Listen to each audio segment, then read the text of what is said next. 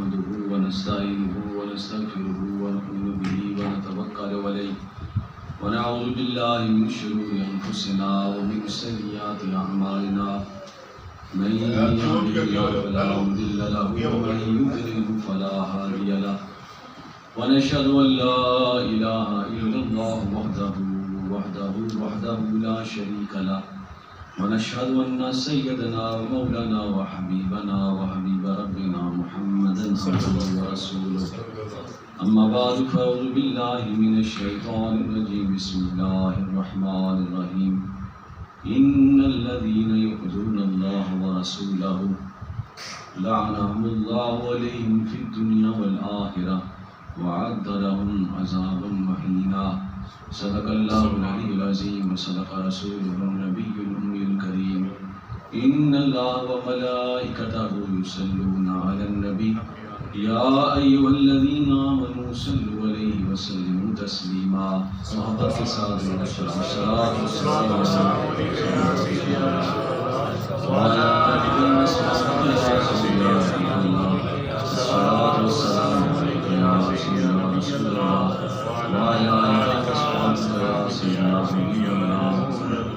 حضرات محترم برادران اسلام، نہایت ہی قابل احترام جناب حافظ سید ریاض حسین شاہ صاحب، جناب سید علامہ عزیز شان شاہ صاحب اور دیگر حاضرین محفل، ہر سال کی طرح آج بھی ہم 10 محرم الحرام کے اس دن کو حضرت امام علی مقام رضی اللہ تعالی عنہ اور آپ کے اعوان و انصار کے حوالے سے یہ محفل پاک کا انعقاد ہوتا ہے۔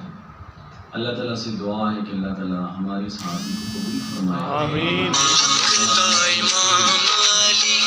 اور آپ کے جان ساتھیوں کے نقش قدم پر چلنے کی توفیق عطا فرمائے اور آپ نے جو عظیم قربانی پیش کی ہے اور حق کو واضح فرما دیا ہے، اس کو سمجھنے اور اس پر عمل کرنے کی توفیق عطا فرمائے۔ یہ واقعہ کربلا جو ہے اس کے بہت سارے پہلو ہیں، بہت سارے اس کے رخ ہیں، جدھر بھی نکل جائے نا ایک عجیب سی داستان وہ لکھنی پڑتی ہے، اسے سمجھنا پڑتا ہے۔ حضرت امام علی مقام رضی اللہ تعالیٰ عنہ، آپ کی شخصیت اور آپ کی ذات بابرکات، جن کو آقا کریم صلی اللہ علیہ وآلہ وسلم نے ارشاد فرمایا کہ الحسین منی وانا من الحسین، حسین مجھ سے ہے اور میں حسین سے۔ یہ بہت ایسا ایک اعزاز ہے، اس پر اس حدیث پاک پر محدثین نے وہ قلم توڑ دیے ہیں کہ اس کا معنی کیا ہے اور اس میں حضرت امام علی مقام کی کتنی عظمت چھپی ہوئی ہے۔ حضرت علی شیر خدا کے بارے میں یہ ارشاد فرمایا کہ انا دار العلم و علیم بابہ، کہ میں علم کا شہر ہوں، علی اس کا دروازہ ہے۔ اور حضرت امام علی مقام کے بارے میں ارشاد فرمایا کہ حسین مجھ سے اور میں حضرت امام حسن رضی اللہ تعالیٰ عنہ اور حضرت امام حسین رضی اللہ تعالیٰ عنہ کی ذات بابر، دو شہزادے، ان کا کردار ہماری اسلامی تاریخ میں اور آنے والی نسلوں کے لیے ایک ایسا کردار ہے کہ جس سے امت محفوظ ہو گئی، امت بچ گئی۔ اگر یہ اپنا کردار ادا نہ کرتے تو ہو سکتا ہے یہ امت کا وجود ختم ہو جاتا۔ تو میرے دوستو، یہ واقعہ کربلا جو ہے، اس زمین کا نام ہی کرب و بلا ہے، کرب اور بلا، تکلیف اور مصیبت۔ تو اس پر لڑنا صرف حضرت امام علی مقام کا اعزاز ہے اور آپ کی یہ شان ہے، اور ظاہر ہے اہل بیت طہار کا یہ کام تھا، وہ کر گئے۔ وہ دین اسلام کے لیے جو چیز دین کو درکار تھی وہ کر گئے اور اپنا مشن مکمل کیا، اور گھبرائے نہیں، تو بے صبری نہیں کی، کیونکہ انہیں پتہ تھا وبشر الصابرین، اللہ صبر کرنے والوں کو بشارت دیتا ہے۔ حضرت امام علی مقام رضی اللہ تعالیٰ سے کسی نے پوچھا تھا کہ حضور حق کی نشانی کیا ہے، حق کسے کہتے ہیں؟ تو آپ نے فرمایا حق کی نشانی یہ ہے کہ سچے رستے پر چلنے والا بندہ تنہا رہ جاتا ہے. سچے رستے پر چلنے والا بندہ تنہا رہ جاتا ہے. اور یہ ہوتا آیا ہے. حضور کی ذات پاک کو دیکھ لیں، بلکہ نبیوں پیغمبروں کو دیکھ لیں، تو جب وہ نکلے تو قوم نے کیسے کیسے ظلم کیے، اپنوں نے بیگم کیسے کیسے. آقا کریم صلی اللہ علیہ وآلہ وسلم کی ذات بابرکات کو دیکھیں کہ ایسا وقت آیا کہ چند صحابہ کرام کے علاوہ باقی سارے دشمنوں 3 سال تک شعب ابی طالب میں آپ جو ہے وہ قید کی حالت میں رہے. تو حضرت امام علی مقام دیکھیں کہ سارا کچھ، لیکن حق جو ہے یہ قربانی مانگتا ہے. ایک صحابی تھے، انہوں نے عرض کی یا رسول اللہ مجھے آپ سے محبت ہے. تو آپ نے فرمایا پھر مصیبت کے لیے تیار ہو جاؤ. یہ جو ہمیں منبر محراب یہ سارا یہ تو ہمیں مفت میں ملا ہے. ہم نے کون سی محنت کی ہے، کون سی مشقت کی ہے. یعنی ہمارے بزرگوں نے محنتیں کی ہیں، ان کی برکت سے ہمیں یہ چیز ملی ہے، اور ان کو ان ہستیوں کی وجہ سے یہ چیزیں ملی ہیں جن کے مالک، جس ممبر و محراب کے مالک وہ ہستیاں جو ممبر کے مالک تھے، محراب کے مالک تھے، جن نے قربانیاں پیش کی، اپنی آل اولاد سارا کچھ اللہ کی راہ میں قربان کر دیا ہے. تو میرے دوستو، حضرت امام علی مقام رضی اللہ تعالیٰ کی ذات بابرکات چونکہ حق کے لیے نکلے اور باطل کو ہمیشہ کے لیے آپ نے دفن کر دیا. ایک نمونہ پیش کیا نا، ایک ایسا چراغ روشن کر دیا. اور صرف آپ نے یزید کو نہیں مارا، تا قیامت یزیدیت کو ختم کر دیا. لیکن بات یہ ہے کہ اس طرح عمل کرنے کی ضرورت ہے. میں نے قرآن پاک کی آیت کریمہ پڑھی، اس میں اللہ رب العزت ارشاد فرماتے ہیں کہ ان الذین یؤذون اللہ ورسولہ، بے شک وہ لوگ جو اللہ اور اس کے رسول کو اذیت دیتے ہیں، جو اللہ اس کے رسول کو اذیت دیتے ہیں، اللہ عنہم اللہ علیہم فی الدنیا والآخرہ، اللہ تعالیٰ کی لعنت ہوتی ہے ایسے لوگوں پر دنیا میں بھی اور آخرت میں. وَأَعَدَّ لَهُمْ عَذَابٌ مُهِينًا، اور ایسے لوگوں کے اللہ پاک نے بڑا دردناک عذاب تیار کر رکھا. اور یہ بتائیں کہ حضرت امام علی مقام رضی اللہ تعالیٰ کی ذات بابرکات جن کے رونے سے اللہ کے رسول کو تکلیف ہوتی تھی، جن شہزادوں کے رونے سے اللہ کے رسول کو تکلیف ہوتی، سرکار تشریف لے کے جا رہے ہیں تو سیدہ کائنات رضی اللہ تعالیٰ عنہ وسلام اللہ علیہ کا گھر مبارک آیا تو شہزادوں کے رونے کی آواز آئی. تو آپ نے فرمایا فاطمہ انہیں نہ رلایا کرو، ان کے رونے سے مجھے رونا آتا، اس قدر تکلیف ہوتی. تو ان کے شہادت سے اللہ اس کے رسول کو اذیت پہنچی کہ نہیں پہنچی؟ کہ جن کے بارے میں سرکار نے یہ فرمایا کہ جو ان دونوں سے محبت کرے اس نے مجھ سے محبت کی، اور جس نے ان سے بغض رکھا اس نے مجھ سے بغض رکھا. صحابہ نے کہ یا رسول اللہ کی محبت کیسے ملتی ہے؟ تو آپ نے ارشاد فرمایا اللہ کی محبت میری محبت کی وجہ سے ملتی ہے. یعنی جو بندہ مجھ سے محبت کرے گا اسے اللہ کی محبت ملے گی. تو یا رسول اللہ آپ کی محبت کیسے ملتی ہے؟ آپ نے فرمایا میرے گھر والوں کی محبت سے. سبحان اللہ. میرے گھر والوں کی محبت سے. کوئی میرے گھر والوں سے محبت کرے گا میری محبت آٹومیٹکلی اسے مل جائے گی. یہ ہو سکتا ہے کہ بندہ مجھ سے محبت کرے میرے گھر والوں سے محبت نہ کرے، ایک فطری بات. اور یا رسول اللہ آپ کے گھر والوں کی محبت کیسے ملتی ہے؟ فرمایا قرآن کی محبت کی وجہ سے. سبحان اللہ. جو قرآن پڑھے گا اسے میرے گھر والوں کی محبت حاصل ہوگی، اور جسے میرے گھر والوں کی محبت حاصل ہوگی اسے میری محبت، اور میری محبت جو ہے یہ محبت الہی تک لے جاتی ہے، اس کے دل میں اللہ کی محبت پیدا ہو. جو اسے اللہ کی محبت پیدا ہو گئی وہ کامیاب و کامران ہے.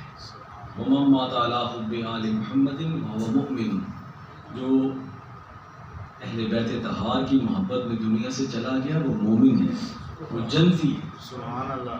تو میرے دوستو حضرت امام علی مقام چونکہ اگر اس کو ایک واقعی سمجھ کے ہم کریں تو بڑا وقت درکار ہے، لیکن ہم نے تو اپنا نام لکھوانا ہوتا ہے، حاضری لگوانا ہوتی ہے کہ اس بارگاہ میں ہماری حاضری لگ جائے جب بھی ایام آتے ہیں. ویسے تو ہمارا ہر دن، ہر ختم، ہر کوئی بھی محفل ہو تو حضور کے گھرانے کی بات ہوتی ہے، حضور کے نواسوں کی بات ہوتی ہے۔ حضرت امام علی مقام رضی اللہ تعالی عنہ، آپ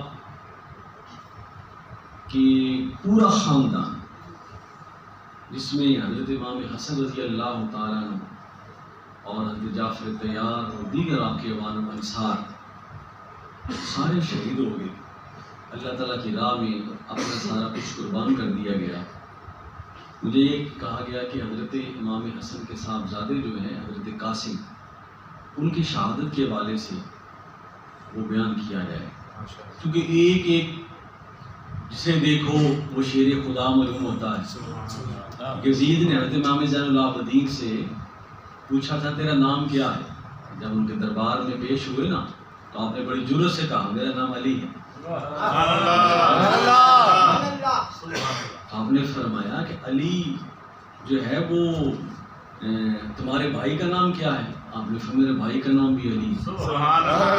تمہارے والد کا نام کیا ہے؟ فرمایا اس کا نام بھی علی ہے۔ جی تو یزید پر اس بات کا ایک روب طاری ہو گیا۔ آپ نے فرمایا میرے گھر کے ہر فرد کا نام علی ہے۔ تو حضرت امام علی مقام کے سارے، اگر ان کے حسن و جمال کی بات کی جائے تو وہی بڑی ایک دلچسپ اور بڑی پیاری داستان ہے کہ یہ کتنے خوبصورت شہزادے تھے جن کو ان کی ماؤں نے بڑے لاڈ اور پیار کے ساتھ پالا، اور یہ بھی علم ہے کہ یہ شہید ہو جائیں گے، کیونکہ وہ لوگ شہادت سے گھبرانے والے نہیں تھے۔ حضرت علی شیر خدا رضی اللہ تعالیٰ عنہ جب بھی کسی جنگ سے واپس آتے تو روتے تھے، تو آپ کے ساتھی پوچھتے حضور آپ روتے کیوں ہیں؟ فرمایا یار میں پھر زندہ واپس آ گیا، خواہش تو یہ تھی کہ میں لڑتے لڑتے شہید ہو جاؤں، لیکن میں زندہ واپس آ کے اس لیے روتا۔ سرکار کو جب پتہ چلا تو آپ نے فرمایا علی اللہ آپ کو شہادت کا منصب عطا فرمائیں گے، اور آپ کی پیشانی کا خون آپ کی داڑھی مبارک تک آ جائے گا۔ آپ کو شہادت کی جب یہ خبر سنی نا تو آپ خوشی سے جھومتے تھے کہ اللہ کے نبی نے مجھے شہادت کی خبر خوشخبری سنا دی ہے۔ جب بھی آپ باز فرماتے نا تو اپنی شہادت کا ذکر فرماتے، اور یہ بھی فرماتے کہ میرے رسول نے یہ فرمایا ہے کہ میرا خون پیشانی سے میری ریش تک داڑھی مبارک تک آ جائے گا۔ تو آپ کے صحابہ نے، آپ کے دوستوں نے کہا حضور آپ ہر واقعے میں یہ کیوں بیان فرماتے ہیں؟ آپ نے فرمایا جو اعزاز میرے رسول نے مجھے عطا فرمایا میں نہیں چاہتا ہے کہ میں کفیت بار بار بیان کروں اپنی شہادت کی۔ تو یہ تو شہادت ایک اعزاز ہے۔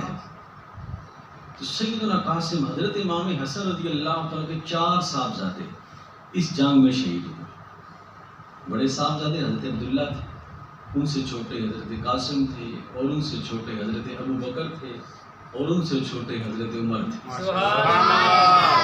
ان کا ذکر آپ نے کبھی نہیں سنا، سناتے نہیں، چند خاص بندے ہیں، ہم تو ان کی قدموں کی خاک کے برابر بھی نہیں ہیں، لیکن یہ سنانا چاہیے کہ کون کون سا شہزادہ، کون کون سا بندہ اس جنگ میں شہید ہوا۔ تو 4 شہزادے حضرت امام حسن رضی اللہ تعالیٰ عنہ کے اس جنگ میں شہید ہوئے۔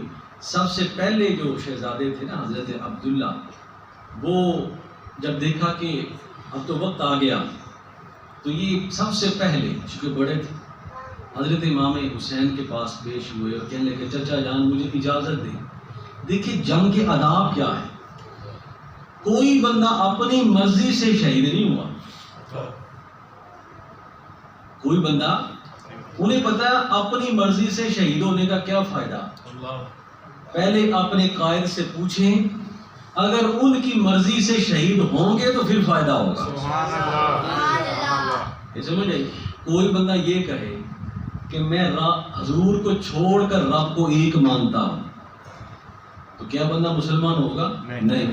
لا کہتا پھر اللہ ایک ہے، لیکن اگر کہتا ہے حضور کو چھوڑ کے میں رب کو ایک مانتا ہوں تو وہ بندہ مسلمان نہیں ہوگا۔ اس لیے اللہ پاک نے فرمایا قل هو اللہ احد، اے محبوب تو فرما کہ میں ایک ہوں۔ تیرے کہنے سے جو مجھے ایک کہے گا وہ موحد اور وہ مومن اور مسلمان ہے۔ تو ایسے شہزادے، ایسے آداب کہ پوچھا جا کے کہ میں لڑنا چاہتا ہوں، آپ مجھے اجازت دیتے؟ حضرت امام علی مقام رضی اللہ تعالیٰ کی آنکھوں سے آنسو جاری ہو گئے، اور وہ کوئی کیا کیفیت ہوگی، نہ وہ بندہ لکھ سکتا ہے، نہ وہ بیان کر سکتا ہے، نہ بندہ وہ سوچ سکتا ہے کہ ایک شخصیت بیٹھی ہے، شہزادے اس سے اجازت لیتے ہیں، پھر وہی شخصیت اٹھتی ہے اور ان کی لاشوں کو اٹھا کے اپنے خیمے تک پہنچا دیتی ہے۔ حضرت ہمارے ایک بہت بڑے بزرگ ہیں، وہ فرماتے ہیں کہ حضرت امام حسین رضی اللہ تعالی عنہ کا جانا یہ بھی بڑا کمال والی چیز تھی، بڑی عظمت والی، کہ وہ انہیں پتا ہوتا کہ فلاں بندہ شہید ہو گیا ہے تو جاتے، جانا بھی بڑا کمال ہے، لیکن آپ کے حوصلے کی انتہا یہ ہے کہ جاتے اور اس لاش کو اٹھا کے واپس لاتے، یہ آپ کے حوصلے کی اعلیٰ ترین، بلکہ یہاں حوصلے بھی ختم ہو جاتے ہیں، اور سارا کچھ کٹوا کے پھر خود تیار ہو جانا، یہ اس شہزادے کا کام ہے۔ اس سے بڑھ کر شجاعت کیا ہو سکتی ہے؟ اس سے بڑھ کر شجاعت کیا ہو سکتی ہے؟ جس شجاعت کے ساتھ حضرت امام علی مقام لڑے، شجاعت کو بھی اس شجاعت پر ناز ہے۔ تو آپ نے اجازت لی، آپ نے اپنے گلے سے لگایا، تو حضرت عبداللہ جو ہیں وہ لڑتے لڑتے شہید ہو گئے۔ آپ کو اطلاع ہوئی، آپ نے وہ لاشاں اٹھا کے، جسم پاک اٹھا کے اپنے خیمے میں لے۔ کس قدر حوصلہ! حضرت قاسم جو تھے یہ بڑے لاڈلے بھی تھے، دیکھیں 4-5 بچے ہوں تو کوئی ایک دو بچہ ایسا ہوتا ہے جس سے بڑی محبت بھی ہوتی ہے، بڑا پیار بھی ہوتا ہے، نہ چاہتے ہوئے بھی۔ تو حضرت قاسم بڑے لاڈلے تھے۔ حضرت امام حسن رضی اللہ 19 سال ان کی عمر تھی، نوجوان، جوانی کی حدود کے قریب تھے، تو ان کو باری باری، پہلے بڑا بھائی پھر حضرت قاسم تشریف لائے، تو آپ نے دیکھا میرے بھائی تو شہید ہو گئے، پتہ چل گیا کہ موت سامنے، لڑے تو پھر شیروں کی طرح لڑے۔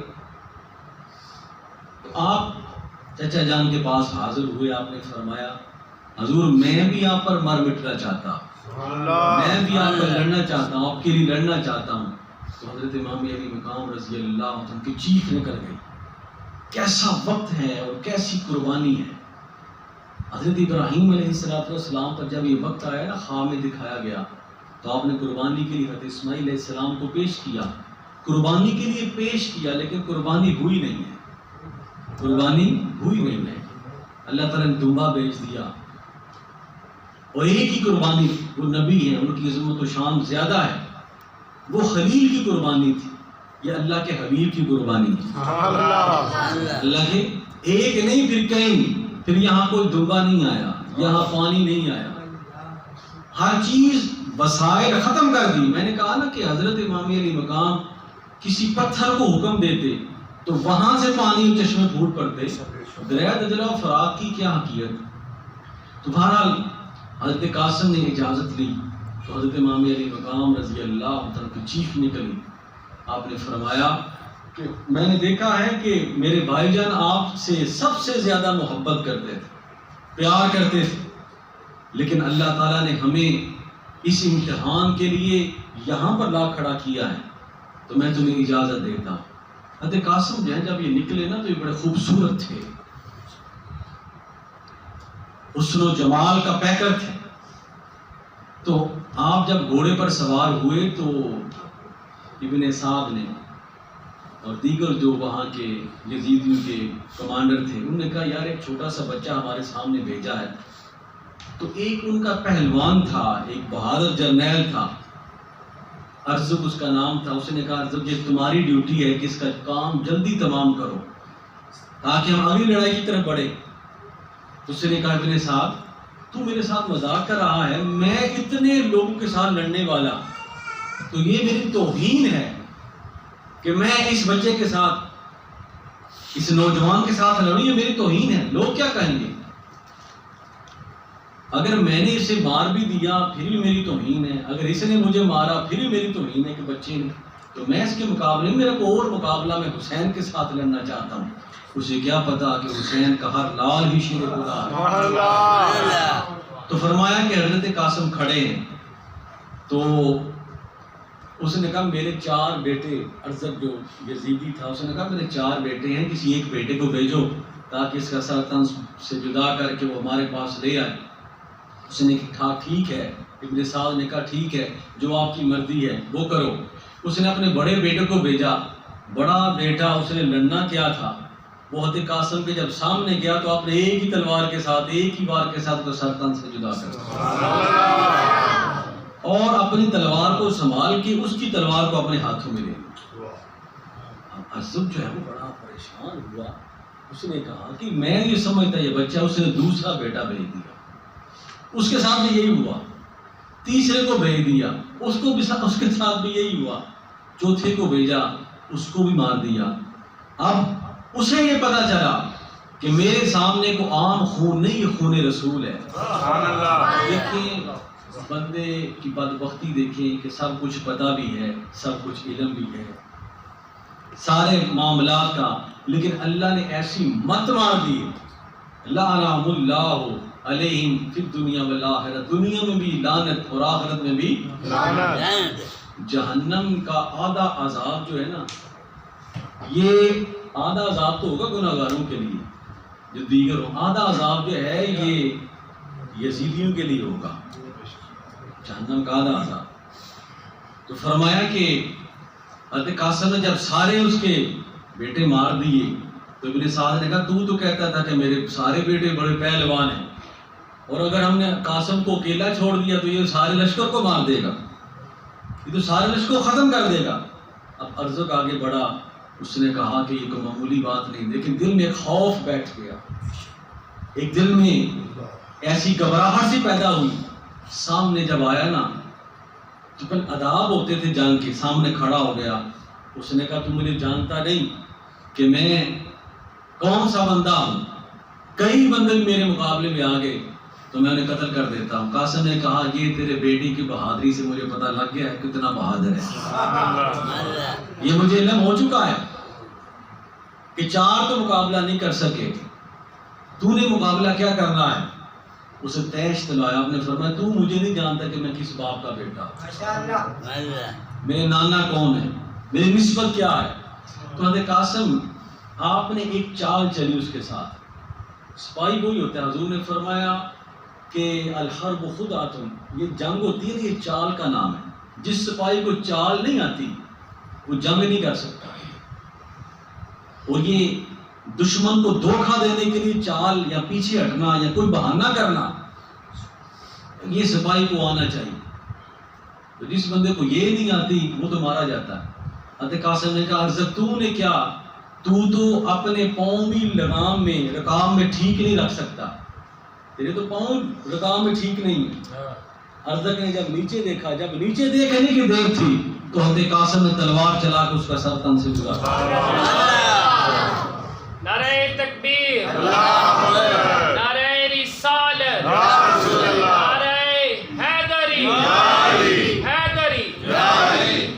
جس کو بڑا فخر تھا اس کو تلوار، کہنے کا مقصد یہ میرے دوستو یہ ہے کہ بعض بندے یہ سمجھتے ہیں کہ پتہ نہیں اہل بیت طاہر وہاں گئے کچھ کیا نہیں، بس مظلومانہ شہادت ہو گئی اور نہ لڑے نہ کوئی بات، بس پانی مانگتے رہے۔ ایسا حال نہیں ہے۔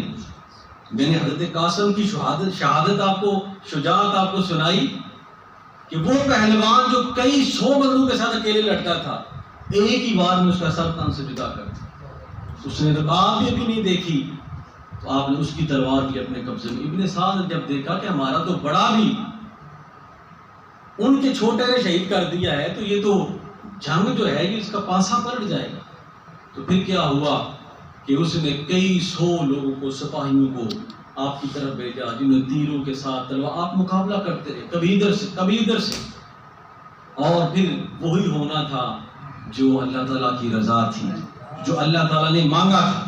حضرت بابا فرید الدین گنج شکر فرماتے ہیں کہ ویسے تو حضرت امام علی مقام صحیحوں کا گھرانہ ہے، لیکن یہاں اللہ کے نبی کے نواسے نے عجیب صحاوت کی ہے۔ حضور کیا صحاوت کی؟ آپ نے فرمایا رب نے جو مانگا دے دیا ہے۔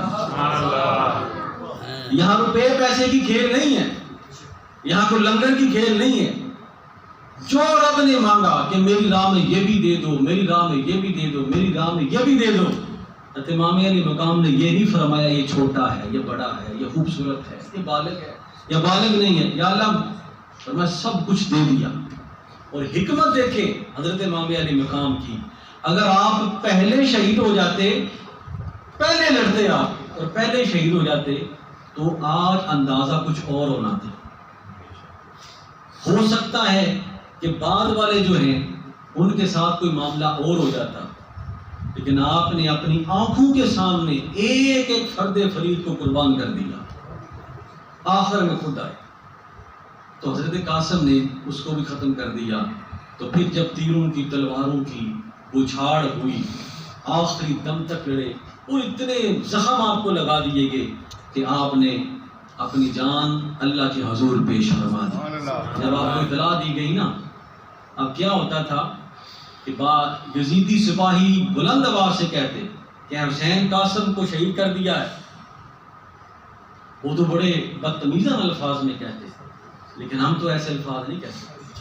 حضور حضرت امام علی مقام آئے نا تو آپ نے حضرت قاسم کو اپنے سینے سے لگا لیا، تیر بھی لگے ہیں، زخم بھی لگے ہیں، جسم بھی لہو لہان ہے، اور روایات میں آتا ہے کہ آپ اتنے غم زدہ ہو چکے تھے کہ آپ سینے سے لگایا اور حضرت قاسم جو ہے ان کے پاؤں جو ہے وہ نیچے زمین پر گھسیٹے جا رہے تھے۔ یہ حال آپ کے بعد جو دو شہادتیں ہوئیں وہ سیدنا علی اکبر کی ہیں، سیدنا علی اصغر کی ہیں، آپ کے بعد جو پھر ایک معاملہ، اور آپ کے بعد جو دوسرے جو صاحبزادے تھے حضرت ابوبکر اور حضرت عمر فاروق، حضرت عمر، ان دونوں شہزادوں کی حضرت امام حسن کے 4 بیٹے، امام حسن کے 4 بیٹے اس جنگ میں شہید ہو گئے۔ میرے دوستوں کہنے کا مقصد یہ ہے کہ ایک ایک فرد کی اگر ہم شہادت بیان کریں، ایک ایک فرد کی اگر ہم شجاعت بیان کریں، حضرت عباس جو حضور حضرت امام علی مقام کے چچا زاد تھے، حضرت جعفر طیار کے صاحبزادے تھے، ان کے پانی لانے کا واقعہ پڑے نہ تو انسان کے رونگٹے کھڑے ہو جاتے ہیں، لیکن رب کو وہ بھی پانی منظور نہیں تھی، دونوں بازو کٹوا دیے۔ میں روایت پڑھ رہا تھا کہ جب آپ سپاہیوں کو کراس کر کے وہ دریا کے قریب پہنچے، پانی بھر لیا، دل میں خیال آیا، یہ نفس ہے نا، یہ خیال ڈال دیتا ہے کہ میں بھی پانی پی لوں۔ کیسے وفادار تھے، کیسے وفادار تھے، دل میں خیال آیا کہ میں بھی پانی پی لوں، پھر ان کے لیے بھر کے لے جاتا ہوں۔ جب آپ نے چلو پانی اٹھا، آپ نے فرمایا ابھی تو شہزادوں نے پانی پیا نہیں، ان کے بغیر میں پانی کیسے پی سکتا ہوں؟ سبحان اللہ۔ وہی پانی پھینک دیا، اب لے کے جا رہے ہیں، ایک بازو بھی کٹ گیا، دوسرا بھی کٹ گیا، زبان کے ساتھ دانتوں کے ساتھ اس مشق کو اٹھا لیا، لیکن اتنے تیر تلوار چلے کہ جسم چھلنی چھلنی ہو گیا۔ تو آپ زمین پر تشریف لے آئے، پانی بھی بہہ گیا۔ آپ نے فرمایا امام علی مقام، جتنی مجھ میں طاقت تھی خون کے آخری قطرے تک میں نے اپنی وفاداری کو نبھایا ہے۔ میرے دوستو، یہاں ہر بچہ ہی شیر خدا معلوم ہوتا ہے۔ حضرت امام علی مقام رضی اللہ تعالی عنہ، آپ جب خود گھوڑے پر سوار ہوئے تو آپ نے تلوار جو اٹھائی وہ حضرت شیر خدا کی تھی، جو امامہ پہنا وہ رسول خدا کا تھا، جو لباس زیب دنگ کیا وہ سیدہ کائنات نے خود اپنے ہاتھوں سے آپ کو سی کے دیا تھا۔ یہاں تو لباس کی قیمت کا اندازہ نہیں ہو سکتا، ہم اس ذات کی قیمت کا اندازہ کیسے لگا سکتے؟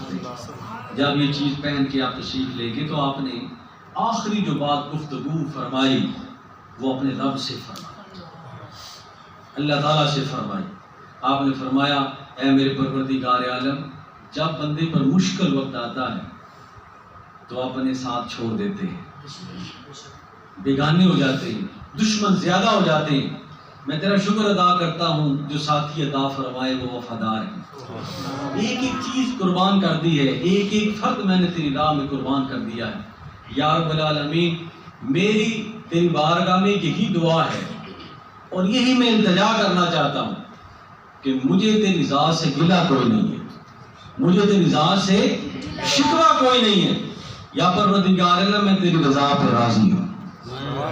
یہ وہ الفاظ ہیں۔ اب ہمارے پاس تو سب سے بڑھ کر سونا ہے، سونے سے بڑھ کر بھی چیز ہو اس کے ساتھ بھی لکھے جائیں تو کم ہے۔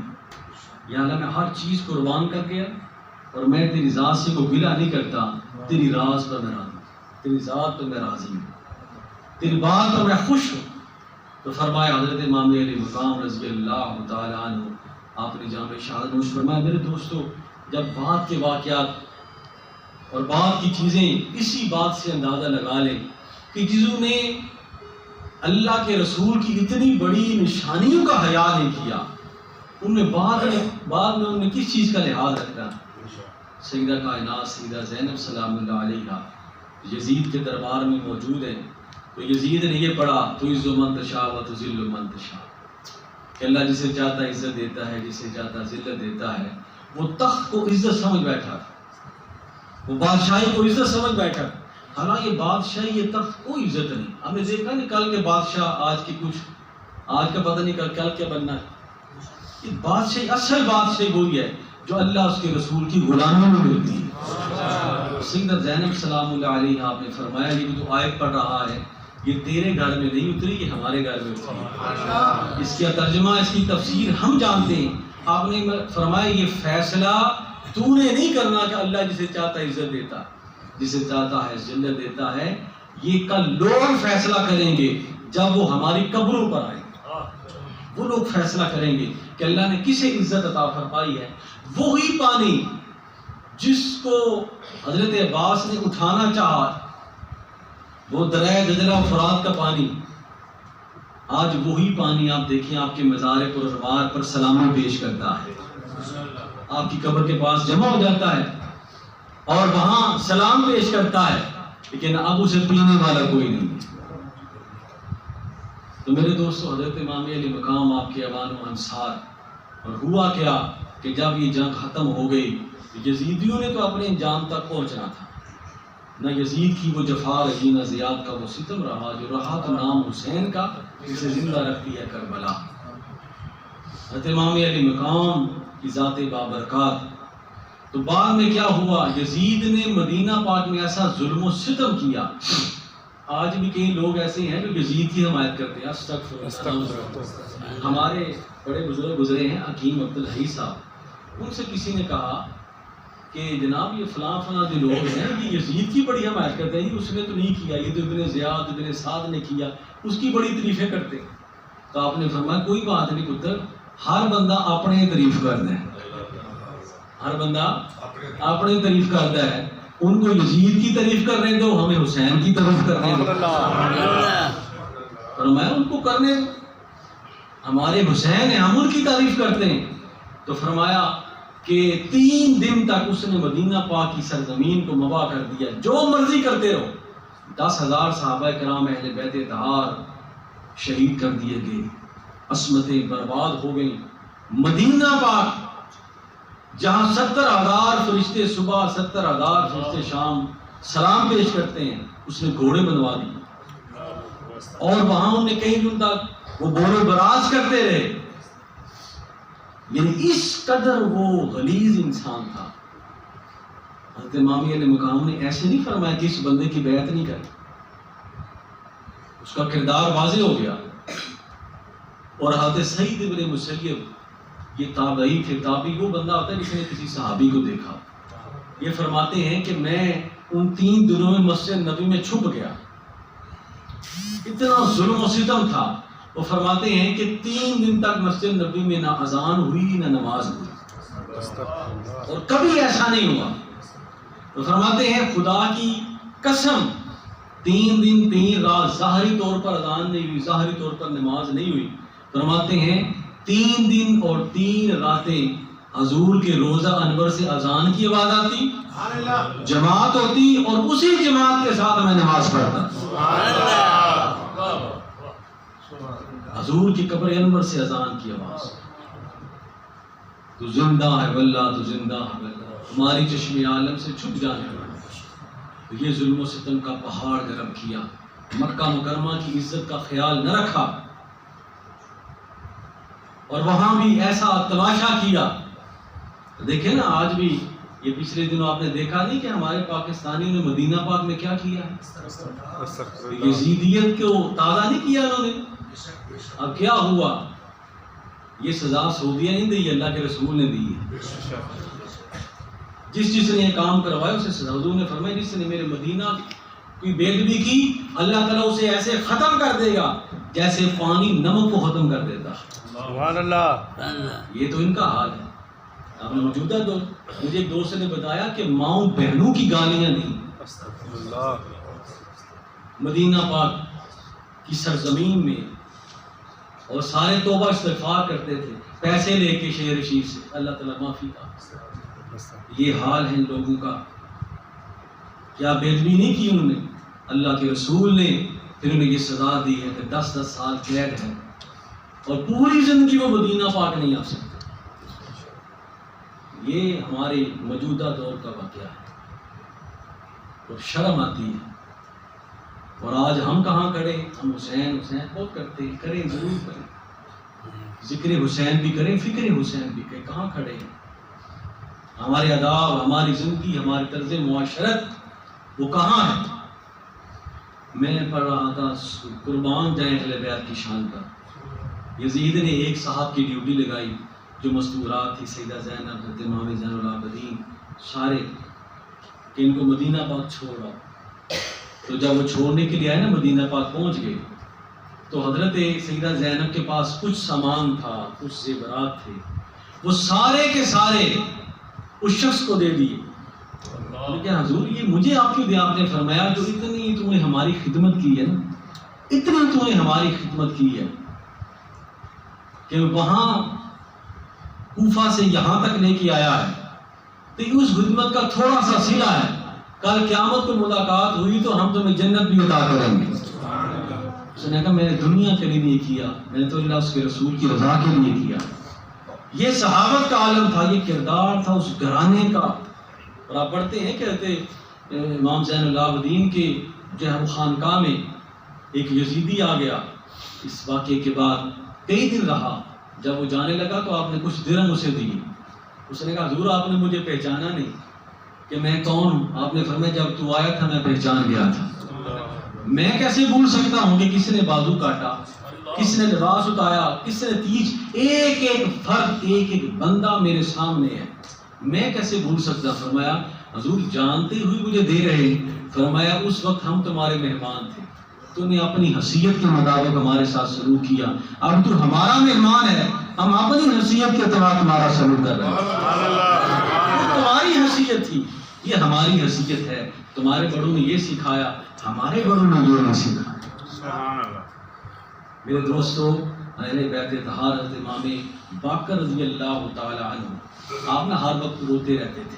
رو رو کے آپ کی آنکھوں میں خلقے پڑ گئے، نشان آپ کے رخساروں پر پڑ گئے. تو کسی نے پوچھا، امام حضرت داتا علی حجویری نے یہ کتاب میں اپنے لکھا کشف المحجوب میں کہ آپ روتے رہتے تھے. تو کسی نے پوچھا، یہ امام علی مقام کے پوتے تھے، تو کسی نے پوچھا آپ سے حضور آپ روتے رہتے ہیں اور آپ کی آنکھوں سے ہر وقت آنسو بہتے رہتے ہیں، ہلکے پڑ گئے ہیں آپ کے رخساروں پر. تو آپ نے فرمایا حضرت یعقوب علیہ السلام نے ایک یوسف کھویا تھا. تو قرآن اٹھا کے دیکھ لو کہ رو رو کے آپ کی بینائی جاتی رہی تھی. ہر وقت روتے رہتے، نماز پڑھتے میرا یوسف کہاں ہے، کھانا کھاتے میرا یوسف کہاں ہے، رات کو سوتے میرا یوسف کہاں ہے. 40 سال اسی طرح گزار دیے. حالانکہ پتا تھا کہ یوسف زندہ ہے، یعقوب علیہ السلام کو پتا، لیکن حکم نہیں تھا ملاقات کا. تو آپ نے فرمایا 40 سال انہوں نے ایک یوسف کو گوایا تو اپنی آنکھیں گوا دی، بینائی جاتی رہی. میں نے 18 یوسف گوائے. کربلا کا تصور ہر وقت میرے ذہن میں رہتا ہے، اس لیے میں کیسے ہنس سکتا ہوں. امام زین العابدین کا بھی یہی حال تھا.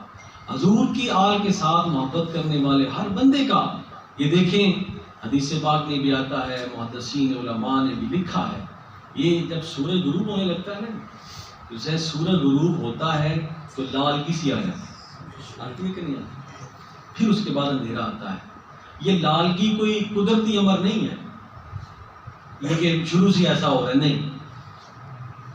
علامہ ابن حجر مکی رحمۃ اللہ علیہ سوا کے محرقہ میں لکھتے ہیں، فرماتے ہیں کہ